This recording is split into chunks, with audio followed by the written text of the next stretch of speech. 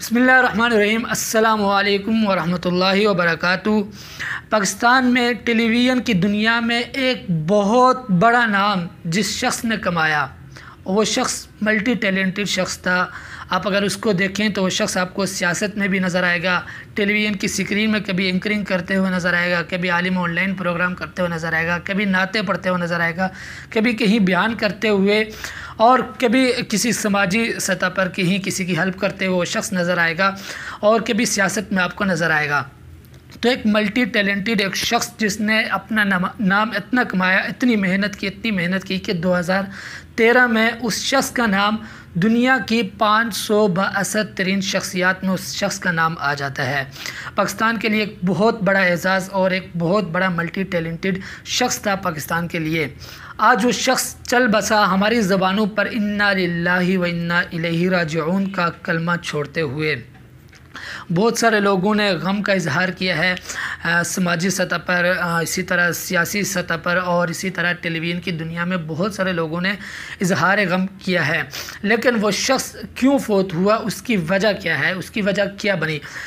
اس کی وجہ ایک یہ بنی کہ کافی عرصے سے اس شخص کی پرسنل لائف، نجی لائف بہت زیادہ ڈسٹرب تھی، جس کی وجہ سے وہ شخص بہت زیادہ ڈپریشن میں چلا گیا تھا، اور وہ شخص ہارٹ کا مریض تھا۔ اور جب اس شخص کی نجی لائف ڈسٹرب ہوئی، ان کی بیوی نے ان کے ساتھ وہ کیا، یعنی بہت ساری ان کی نجی لائف سوشل میڈیا پر ڈال دی، جس کی وجہ سے اس شخص کو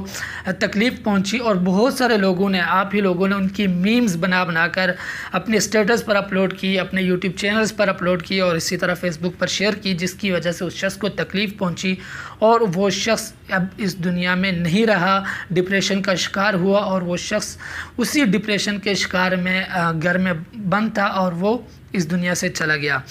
اور اسی ڈپریشن کی وجہ سے یا تو اس شخص نے خودکشی کی ہوگی، یا پھر بہت ساری کنٹروورسی پیدا ہوئی تھی، یا پھر کسی شخص کے قتل کا الزام بھی آ سکتا ہے، کیونکہ ابھی پوسٹ مارٹم چل رہا ہے، اور اس کے بعد ہی اس کی حتمی رپورٹ آئے گی۔ بہرحال وہ شخص بہت زیادہ ڈسٹرب تھا، اور اس کے ڈسٹرب کی ایک سب سے بڑی وجہ یہ ہے کہ ہم لوگ اپنے نجی چینلز پر اس شخص کی میمز شیئر کر رہے تھے، جس کی وجہ سے اس شخص کو تکلیف پہنچی۔ اور یہاں پر ہمارے لیے سیکھنے کے لیے ایک سبق یہ ہے کہ ہم کسی شخص کے بارے میں جب اتنا اس کو کرٹیسائز کر دیں گے، اتنا اس کو تنگ کر دیں گے کہ وہ شخص اپنے اوپر اپنا قتل کرنا بھی اس کو آسان لگنے لگے گا، تو ہم لوگ انسانیت کی آخری حدود کو چھونے لگیں گے۔ تو میرے خیال سے ہمیں اس طرح نہیں کرنا چاہیے تھا۔ اگر کوئی شخص جس طرح دانیہ، ان کی بیوی نے ان کے ایک ویڈیو سوشل میڈیا پر وائرل کی، اور بہت سارے لوگوں نے، حالانکہ اس شخص کی ویڈیو تھی، اس شخص کی نازیبہ ویڈیو تھی، تو لوگوں نے اسی کو تنقید کا نشانہ بنایا، بجائے اس کے کہ وہ دانیہ شاہ کو تنقید کا نشانہ بناتے۔ اگر یہی ویڈیو اگر اس لڑکی کی عامر لیاقت نے ڈالی ہوتی، تو بتاؤ کہ دنیا کی NGOز اٹھ کر اسے اسی وقت نہیں قتل کر دیتی، تمام پاکستانی عوام اٹھ کر عامر لیاقت کو اسی وقت نہیں قتل کر دیتی،